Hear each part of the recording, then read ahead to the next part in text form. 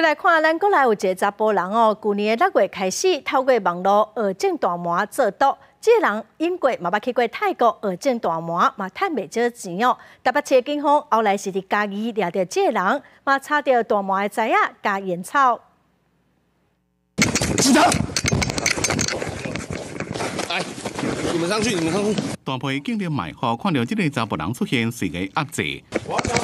配合啦，好啦。这查甫人惊互警察抓去，一直抵抗，甲警方有有难答。